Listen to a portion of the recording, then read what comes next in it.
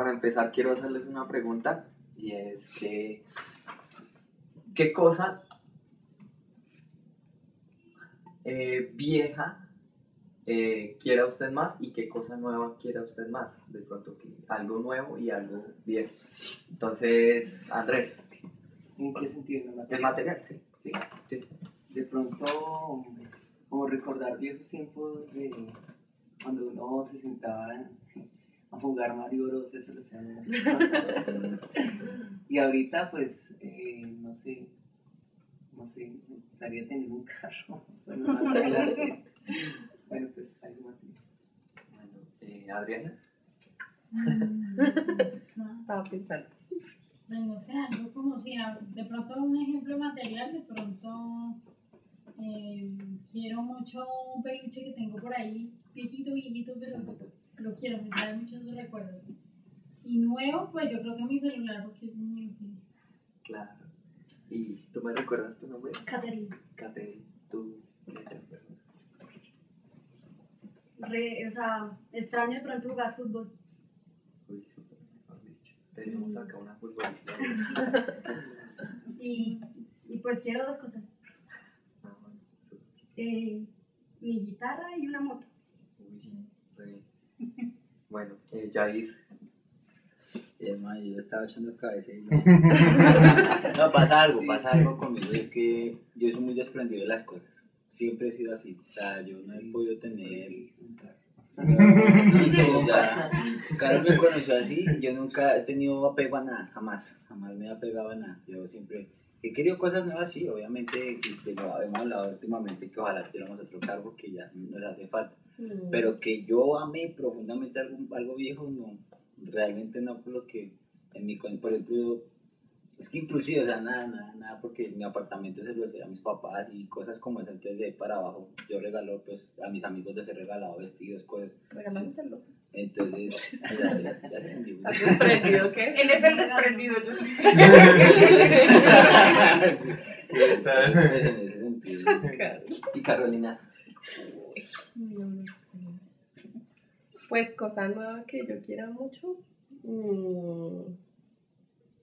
De pronto el celular también es muy útil para todo lo que hago y Esta pregunta viene al caso porque hoy vamos a ver que la palabra siempre tiene cosas que antes habíamos visto que son muy valiosas, pero que volvemos a recordar y es como que, es tremendo y cosas nuevas que la palabra nos está revelando cada día.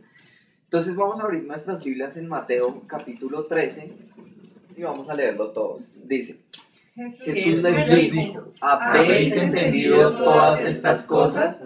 Ellos respondieron, sí, Señor.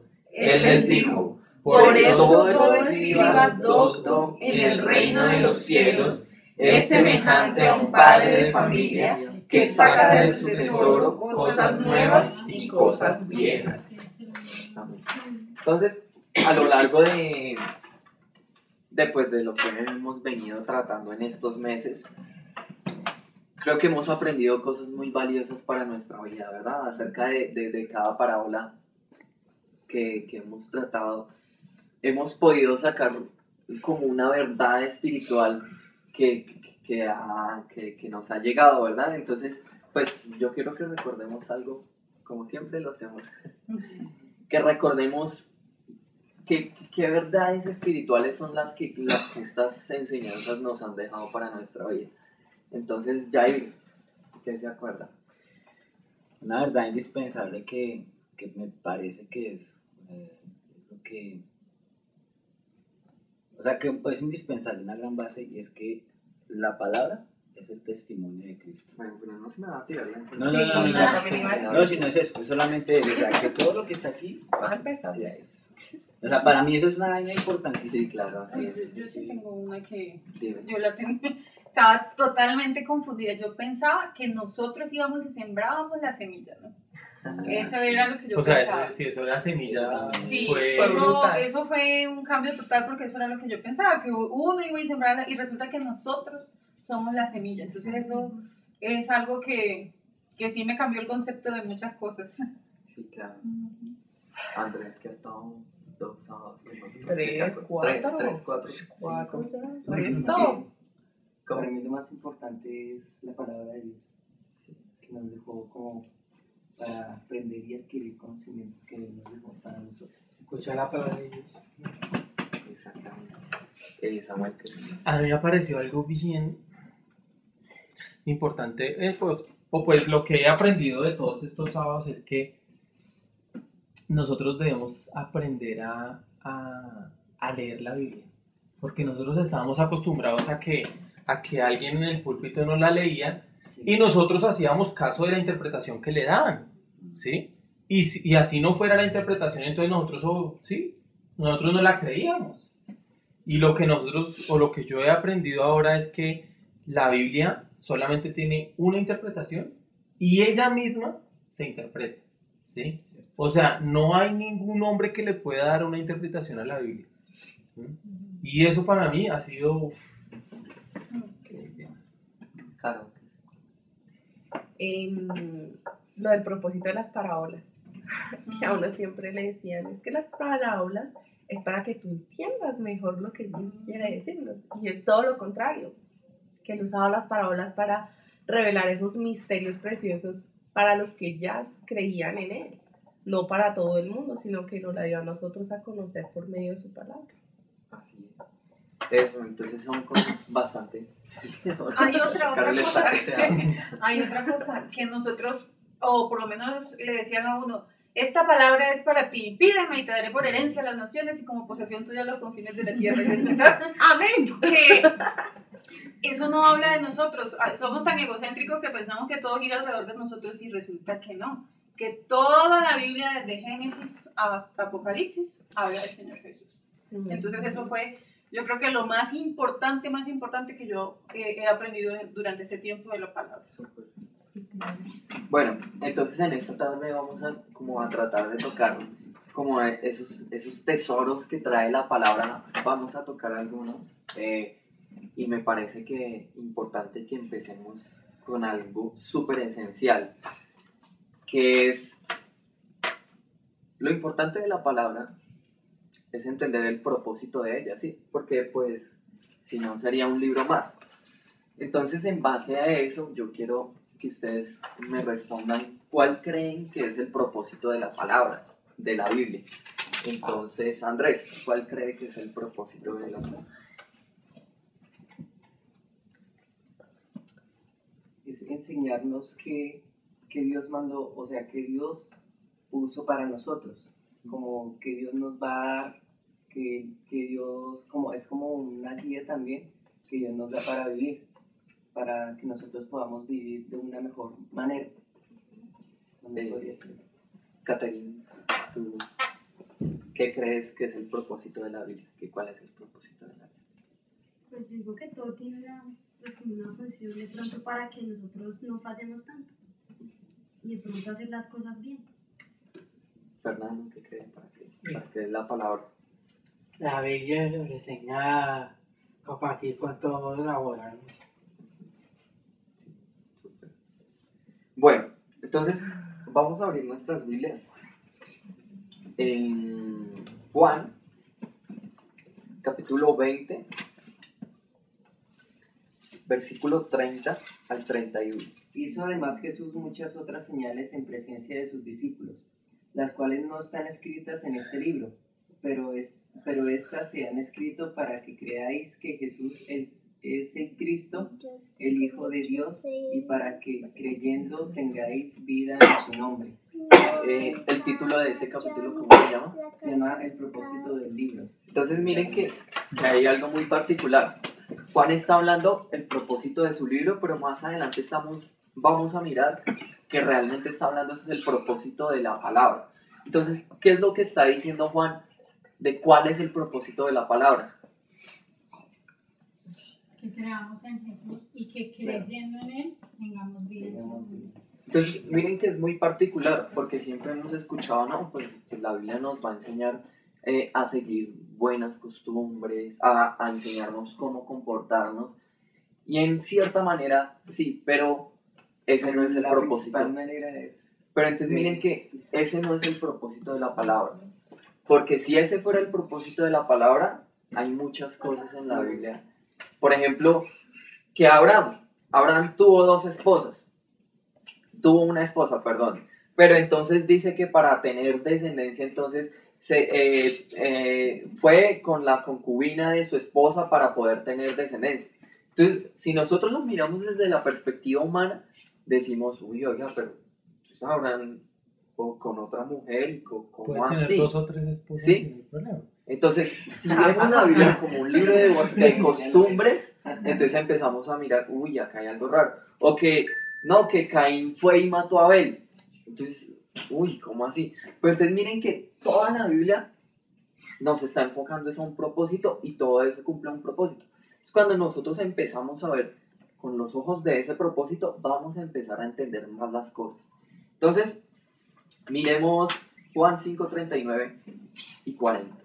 Dice, escudriñad las escrituras, porque a vosotros os parece que en ellas tenéis la vida eterna, y ellas son las que dan testimonio de mí, y no queréis venir a mí para que tengáis vida. Exactamente. Y Lucas 24, 25 al 27. Lucas 24. Entonces él les dijo: oh insensatos y tardos de corazón para creer todo lo que los profetas han dicho. ¿No era necesario que el Cristo padeciera estas cosas y que entrara en su gloria? Y comenzando desde Moisés y siguiendo por todos los profetas, les declaraba en todas las escrituras lo que de él decían. Exactamente. Entonces, básicamente la palabra de qué nos está hablando, según lo que hemos leído, A Cristo, que es de Jesús, ¿verdad? que Entonces igualmente está todo diciendo, lo que hemos leído, lo que hemos aprendido y lo que yo he vivido, lo que dice prácticamente todo está ahí, que es Jesucristo. exactamente. Es seguir a Jesucristo. Entonces mire que la misma palabra está explicándonos de qué es lo que está hablando. Entonces Jesús dice, toda la escritura habla acerca de mí, da testimonio de mí. Cuando dice ahí en Lucas, el que leíamos, que se encontró a los dos por el camino y les dice, oye, ¿ustedes no entendieron la palabra? Y dice que empezando desde la ley y los profetas, o sea, desde Génesis, Deuteronomio, pasando por todos los profetas, Job, Ezequiel, Isaías, Jeremías, Oseas, Malaquías, Zacarías, pasando por todos ellos, les declaraba todo lo que decían acerca de él las escrituras. Entonces lo que debemos entender es que la palabra siempre está llegando a un centro. El problema es que Jesús no aparece al principio como tal, sino que Jesús se manifiesta en la historia después, que es en el Nuevo Testamento, como lo conocemos nosotros. Entonces el problema es entender antes de Jesús. Entonces por eso, si no vemos con los ojos de Jesús, entonces vamos a ver que lo que era antes de Jesús eran simplemente costumbres o simplemente reglas, pero va más allá, porque ellas lo que están dando es testimonio de quién, de él, ¿verdad? Estaban hablando de la esperanza. Entonces, algo muy importante que también debemos entender de la palabra es que la palabra habla acerca de la voluntad de Dios. Entonces, ¿cuál es la voluntad de Dios? Mucho tiempo se nos ha hablado, busque la voluntad de Dios para su vida, busque la voluntad de Dios. Y todo el mundo dice, oiga, sí. Pero entonces todos nos preguntamos, ¿cuál será la voluntad de Dios? Entonces, ¿qué creen que cuál es la voluntad de Dios? Que nosotros creamos en Jesucristo. Entonces, Juan 6:40. Y esta es la voluntad de que me ha enviado, que todo aquel que ve al Hijo y cree en Él tenga vida eterna, y yo le resucitaré en el día postrero. Exactamente. Entonces, ¿cuál es la voluntad de Dios? Que creamos en Él. Pero entonces aquí viene algo muy importante. ¿Qué es lo que tenemos que creer de Jesucristo? Entonces, ¿qué es lo que nos hace diferente de muchas otras más personas? Muchas personas, o en otras denominaciones o en otras religiones, no hablan acerca de Jesús. Sí. ¿Verdad que sí? Los científicos hablan acerca de Jesús. Los demonios hablan de Los Jesús. demonios hablan acerca de Jesús. Tiembla. Entonces, ¿qué es lo que nosotros necesitamos creer de Jesús? Entonces, ¿qué dicen ustedes? Caterín, ¿tú qué crees que que nosotros debemos creer acerca de Jesús? De todas las cosas que hizo. Ujú. Exactamente. Adriana, ¿tú qué crees que debemos de creer? En Dios. Ujú. Porque pues hay muchos, bueno, sí, en otros lugares de pronto se habla de Jesús, pero lo ven como un profeta, lo ven como... Maestro. o no eso, sino como que es el hijo, pero no reconocen que él es Dios. Exactamente. Entonces, vamos a Mateo 16. Viniendo Jesús a la región de Cesarea de Filipo, preguntó a sus discípulos diciendo: ¿Quién dicen los hombres que es el Hijo del Hombre? Ellos dijeron: unos Juan el Bautista, otros Elías, y otros Jeremías, o algunos de los profetas. Entonces, miren que Jesús les está preguntando, bueno, ¿qué está diciendo la gente acerca de quién soy yo? Entonces, ellos dijeron, unos dicen que Juan el Bautista. Entonces, para la gente Juan el Bautista era pues un gran profeta, porque entonces unos dicen que Juan el Bautista, otros dicen que Elías. Personajes importantes para los judíos: Elías, Moisés, Abraham. Entonces imagínense, uy, Elías, no, mejor dicho, este fue. Otros dicen que Jeremías también era un profeta súper importante entre ellos. Entonces, otros dicen que tú eres Jeremías. Entonces, claro, uy, no, nivel. O alguno de los profetas. Otros dicen, oh, bueno, sí, él es como un profeta. Como la mujer samaritana que le dijo, Señor, me parece que tú eres profeta, ¿sí? Entonces, ahora viene la pregunta de Jesús.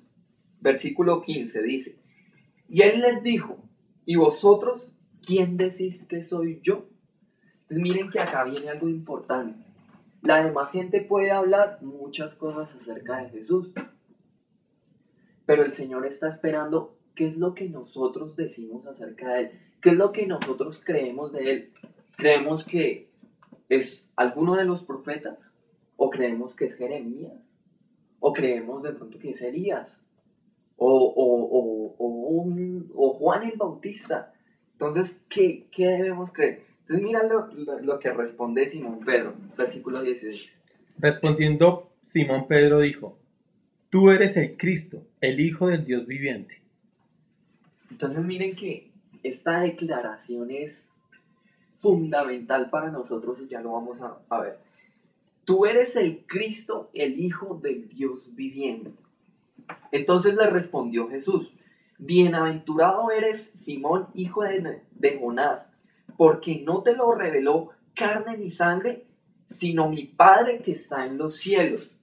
Y yo también te digo que tú eres Pedro, y sobre esta roca edificaré mi iglesia, y las puertas del Hades no prevalecerán contra ella. Entonces le dice a Pedro, hermano, usted acaba de decir lo que es, y sobre esta roca, o sea, sobre esta declaración, edificaré la iglesia, y las puertas del Hades no prevalecerán contra ella. Es decir, que la muerte espiritual no va a prevalecer sobre esta declaración. ¿Qué declaración?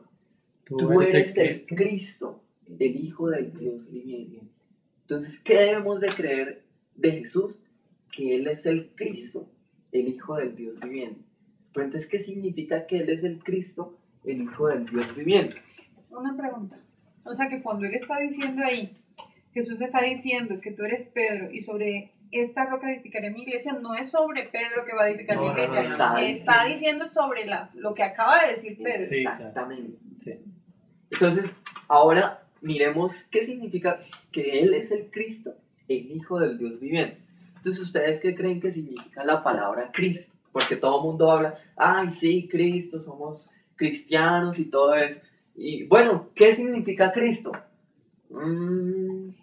Pues cristianos, Cristo.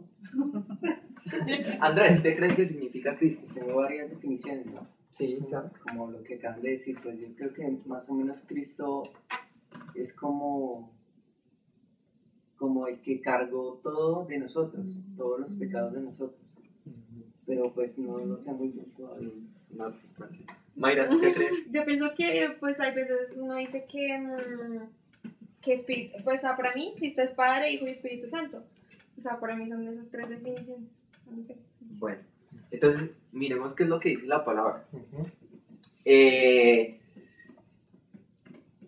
La palabra Cristo significa Mesías. Mesías significa ungido. Y ungido significa escogido de Dios para salvación. Entonces, la palabra Cristo significa que Él es el escogido para salvación. Muy bien la respuesta, Andrés. O sea, chévere, porque Cristo significa que Él ha sido el que ha sido escogido para salvarnos. Entonces, miremos qué es lo que dice la palabra. Hechos 4, 10 y 12. Me perdió unos versículos. Primero, Lucas 4, 16 al 21. Lucas Ujú. vino a Nazaret, donde se había criado, y en el día de reposo entró en el sinagoga, conforme a su costumbre, y se levantó a leer. ¿Sigue leyendo? ¿Sí?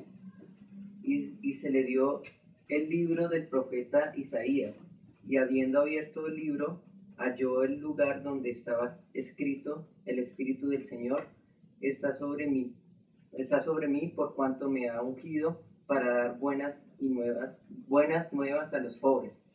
Me ha enviado a sanar a los quebrantados de corazón, a pregonar libertad a los cautivos y vistas a los ciegos, a poner en libertad a los oprimidos, a predicar el año agradable del Señor. Y enrollando el libro, lo dio al ministro, y se sentó, y los ojos de todos en la sinagoga estaban fijos en él, y comenzó a decirles: hoy se ha cumplido esta escritura delante de vosotros. Entonces imagínense esta escena. Jesús llega al templo y dice que se le dio el libro de Isaías. En ese tiempo no era como nosotros tenemos la Biblia, sino que eran rollos. Entonces se le pasó el rollo de Isaías y dice que él encontró el lugar donde estaba escrito y empieza a decir: el Espíritu del Señor está sobre mí por cuanto me ha ungido para dar las buenas nuevas a los pobres, etcétera, etcétera. Y dice que enrollando el libro lo dio al ministro y se sentó. Y los ojos de todos en la sinagoga estaban fijos en él. Entonces imagínense en esa escena: Jesús acaba de leer esa palabra y se sienta. Y todo el mundo mirando. Y dice esto. Y comenzó a decirles: hoy se ha cumplido esta escritura delante de vosotros. Diciéndoles: hoy llegué.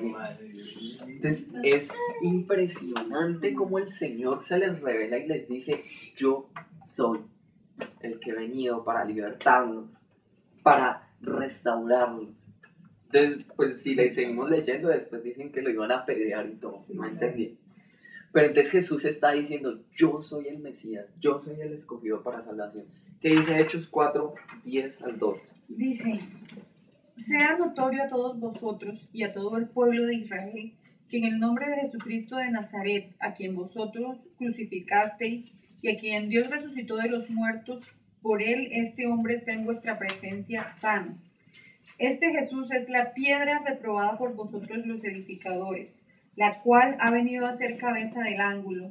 Y en ninguno otro hay salvación, porque no hay otro nombre bajo el cielo dado a los hombres en que podamos ser salvos. Y en ningún otro nombre hay salvación. 10.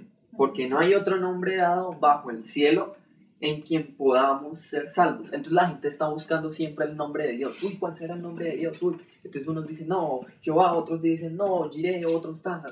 Pero la Biblia está diciendo: oigan, ya no busquen más nombres de Dios. Que en Jesús podemos ser salvos. En el nombre de Jesús. Porque no hay ningún otro nombre dado a los hombres en quien podamos ser salvos, sino en Jesucristo, ¿sí? Entonces, ¿a quién envió el Padre? A Jesús, ¿verdad? Entonces, ¿quién es el único intercesor de Dios, entre Dios y los hombres? Hay otro versículo que lo dice: Jesucristo, ¿verdad? Entonces, nosotros no podemos buscar otro camino, como ayudándole a Dios. Ay, no, yo voy a tratar de hacerlo como por mi lado. Entonces voy a hacer 1000 cosas para poder acercarme delante de Dios. Entonces resulta que la palabra dice que no hay justo ni uno. Entonces ninguno puede acercarse por su propio medio delante de Dios. Porque como dice Noxo, ningún hombre podrá presentarse delante de Dios y podrá verlo, porque Él es santo. Entonces dice, ningún hombre podrá verlo y vivir, sino que morirá. Pero entonces ahora dice la Biblia que podemos conocerlo por medio de ¿quién? De Jesucristo. Entonces ahora viene la otra pregunta. Ya sabemos que es Cristo. Tú eres el Cristo que Él ahora nos ha redimido. Ahora por su sangre somos limpiados y ahora por su sangre podemos entrar. Pero ¿qué significa tú eres el Hijo de Dios? Del Dios viviente. ¿Qué significa que tú eres el Hijo del Dios viviente? Es que cuando hablamos de Dios viviente hace referencia a que al Todopoderoso, ¿no? Entonces, hijo quiere decir como es parte de Él, que lo formó y lo trajo a la tierra con forma de hombre. Entonces, algo muy importante que acaba de decir Andrés es que vino de Él. Entonces, miremos qué dice la palabra. Juan 1:18. Dice, a Dios nadie le vio jamás. Unigénito Hijo, que está en el seno del Padre, Él le ha dado a conocer. Exactamente. El unigénito que está en el seno del Padre, Él le ha dado a conocer. Entonces, lo que debemos creer de Jesús es que Él ha venido de Dios. Que Él es el verbo que se hizo carne. Juan 1:14, ahí más atrásito.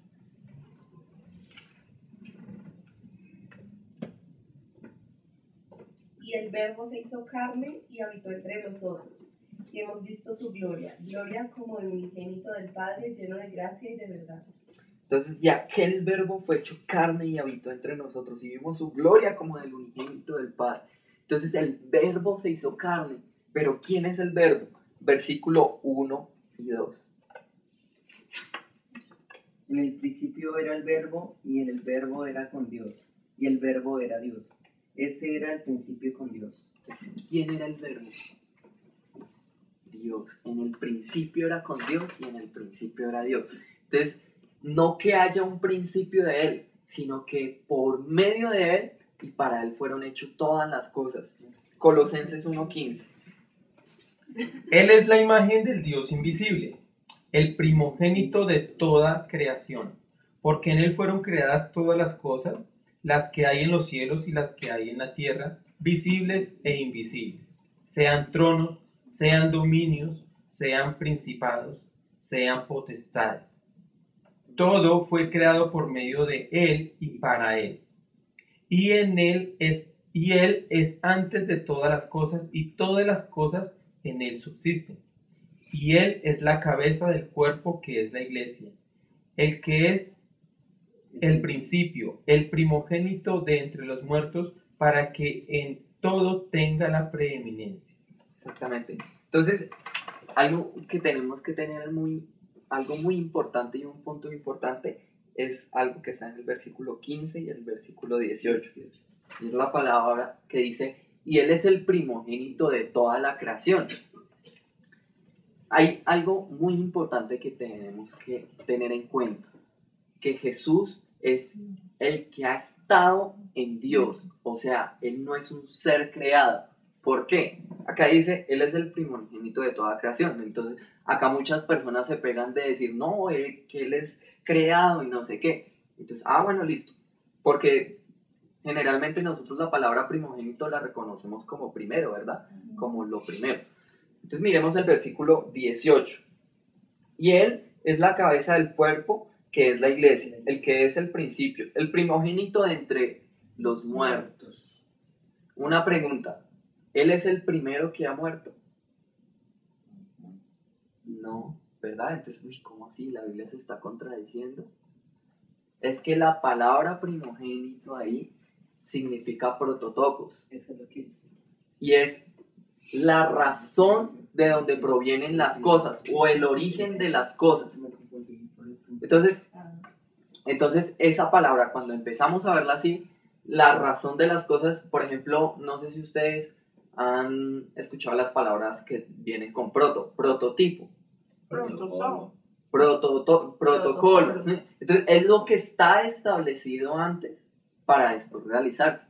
Entonces, Él es el primogénito, es que Él es la razón de toda. Entonces, por eso Él ahí está diciendo, Él es la imagen del Dios invisible, la razón de ser de toda la creación, porque en Él fueron creadas todas las cosas, las que hay en los cielos y las que hay en la tierra, visibles e invisibles, sean tronos, sean dominios, sean principados, sean potestades, todo fue creado por medio de Él y para Él. Entonces no está diciendo que Él fue creado, sino que todo fue creado por medio de Él y para Él. Y eso es lo que tenemos que entender, de que Él es el Hijo de Dios, que Él ha venido de Dios.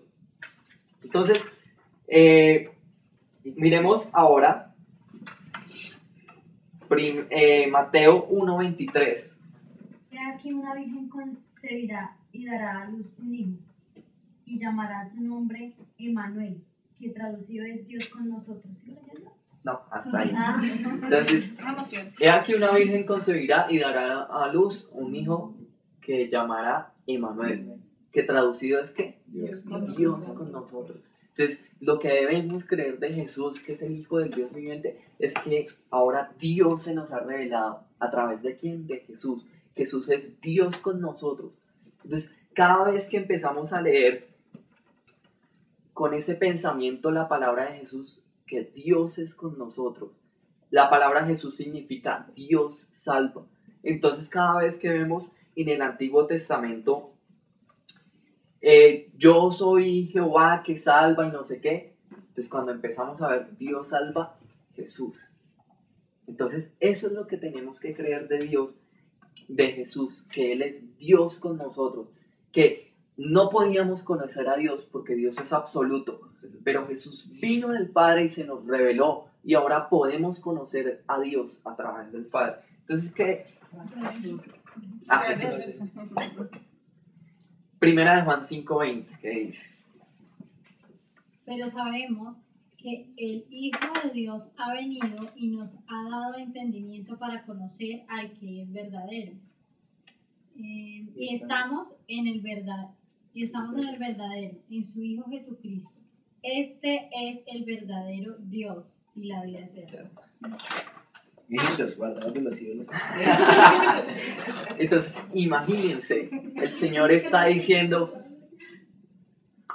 este es el verdadero, en quien toda la verdad ha sido revelada. Por eso Jesús dijo, yo soy el camino, la verdad y la vida, ¿verdad? Y a lo último dice, este es el Dios verdadero y la vida eterna. Reconociendo la deidad de Jesucristo, que Él viene de Dios. Entonces, es lo que debemos creer de Jesús, que Él es el Cristo, nuestro libertador, quien Dios ha determinado para salvar. Pero no solamente eso, sino que Él ha venido de Dios. Y sobre esa declaración está basada toda nuestra fe, y debe estar basada toda nuestra fe. Y eso es lo que nos está mostrando la voluntad de Dios. Por eso Dios está diciendo, creen en mí, crean también en el Hijo. Por eso Jesús dice, ustedes creen en Dios, en el Dios Padre, crean en mí también. Entonces ese es el punto que nos hace diferente de todos los demás, que nosotros ahora hemos decidido creer en Jesús, porque fue el mandato de Dios Padre, y ahora creemos en Él y entramos por ese camino, ¿sí? Entonces ese es el gran tesoro que podemos hoy rescatar de la palabra, que aunque es un tesoro antiguo revelado desde el Antiguo Testamento, dicho por los profetas y por la ley, ahora es algo nuevo que se nos ha revelado por medio de Él, que antes era la sombra, pero ahora se nos reveló, y ahora nosotros podemos acercarnos confiadamente a Dios y podemos llamarlo Padre nuestro. ¿Por qué? Porque ahora le conocemos, porque en Jesús podemos conocer a Dios. Señor, gracias por esa oportunidad que nos das de conocerte. Aunque ningún humano podía conocerte, ahora a través de ti, Jesús, te nos has revelado y podemos conocer que tú has venido de Dios, que tú nos has revelado tu verdad, porque tú primeramente no hablaste por tu propia cuenta, sino que hablaste las palabras del Padre, porque tú eres el verbo hecho carne, ese logos, esa palabra hecha carne. Y ahora nosotros podemos conocerte y podemos conocer al Dios absoluto a través de tu Hijo Jesucristo. Gracias, Señor, porque te nos has revelado. Ayúdanos a conocer y a entender más tu voluntad, que es que creamos en ti y que creyendo en ti tengamos vida eterna. Ayúdanos a vivir en ti, a que esa vida eterna permanezca en nosotros, Señor Jesús. Gracias te damos, en tu santo y precioso nombre.